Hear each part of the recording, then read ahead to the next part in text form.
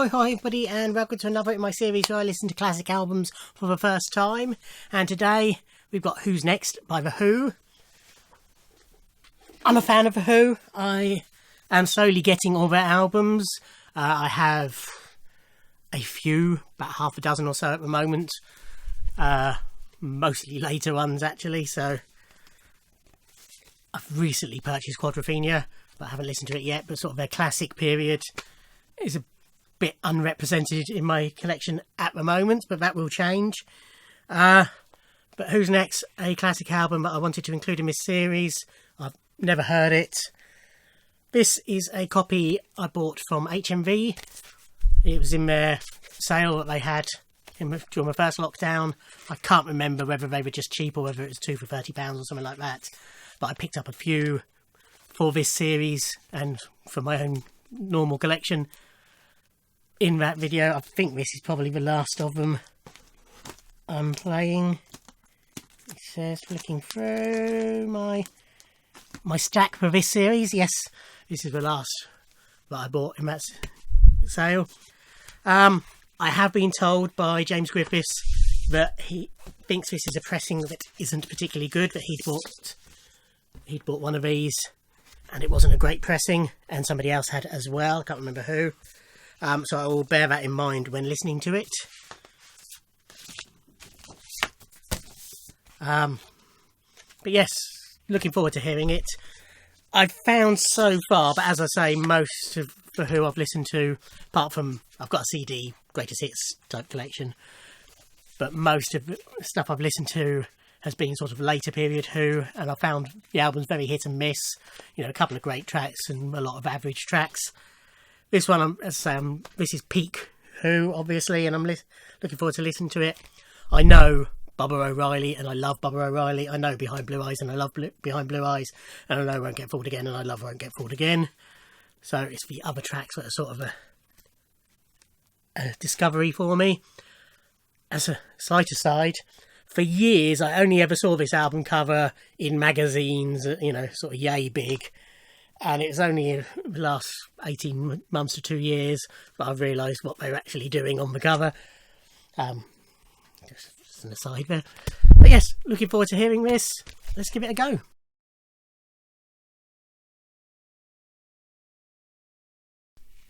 Okay, great album. Enjoyed that a lot. It did suffer a bit, like the rest of Who's albums, with some really great tracks and some not so great tracks, but overall I found the not so great tracks were a lot better than the not so great tracks on the other Who albums, if that makes sense. So it opens with Bubba O'Reilly, classic track, great opening with the keys just almost staccato, that's the word I was looking for. And then the piano chords come in, and then the band kick in. Great vocals from Roger on this. Townsend's backing vocals we'll get to on a later song. Sonic shifts in it are great. Love the violin that comes in at the end. Yeah, classic song. Love it. Then the first track that I didn't already know, which was Bargain, although it did sound vaguely familiar. So I don't know if I have heard it somehow, somewhere. Starts like a typical Who rocker, but when it goes into a softer Townsend sung section and then back into the rock section, it's a good solid Who rocker overall. Good track. Track 3, Love Ain't For Keeping. It's an acoustic led country blues-y type song, short and sweet, nice song, good, liked it.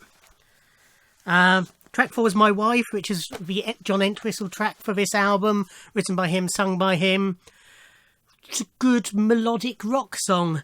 His vocals on it did get a bit lost in the mix, and that reminds me to say that James Griffiths was correct. This isn't a great pressing, it was a noisy pressing. Whether that affected his vocals or not, I don't know. But regardless of that, I liked it. There was just something about it that sort of clicked with me. I thought it was a very good track. Yeah, like that one. And then side 1 ends with Song Is Over. Yeah. See, it starts with an AOR type piano opening sung by Townsend. I'm not a big lover of Pete Townsend's vocals. Some of it's not too bad, but he can get very nasal at times. His backing vocals on Bubba O'Reilly are quite nasal, but he just about gets away with it. And he's definitely at the start of this song, his vocals are quite nasal and quite sappy, I found. My initial thought was, Dean Friedman, Eat Your Heart Out. And I sort of sat here hoping that it would kick into a rockier Who song, and it does. And, that bit of it's good. But then it goes back and it does it all over again, and then it ends with the sappy bit. I wasn't a big fan of this song. I thought it was really well played. It sounded great. It's just the sappy Townsend vocals that spoils it a bit for me. Side 2 opened with Getting in Tune, which again starts with another piano slow bit, and I thought, oh, here we go. But Roger was singing, thankfully, and it was so much better for that. But the band kicks in, but it still stays fairly slow. It's a good track. It's nothing great, but it's a good track. I liked it towards the end. It started speeding up a bit, and there's some really good piano by Nicky Hopkins, who also played piano on Song Is Over. Then track 7 was Going Mobile, which gave me a sort of 60s country rock vibe. Although musically it didn't actually sound like it, it gave me the feel of Canned Heat's On the Road again. It was quite fun, but again, nothing great. Track 8 then, back into what I already knew, and it's Behind Blue Eyes. I discovered Behind Blue Eyes through Buffy the Vampire Slayer in series 4, 5. Can't remember. Whichever series it was. Giles, Buffy's watcher, does, unbeknownst to the rest of the Scooby Gang, does a little acoustic show at the nightclub that they frequent with Bronze, and they go in and he's playing Behind Blue Eyes, and that was sort of the first time I ever heard the song, and it made me seek it out, and it's a song I like. It's a really great song. It's a beautiful acoustic ballad, great harmonies in the chorus. It's not even so much a chorus, but when they sing the title, it does rock up towards the end of the song. I don't really think it needs it. I think it does really spoil it a little bit. It could have just stayed a nice acoustic ballad. Towards the very end, it goes back to that sort of style, but it is only a short section. It sort of knocks it down from being a classic track to just a very good track for me, but still a very good track. And then it ends with Won't Get Fooled Again, which I'm sure you all know.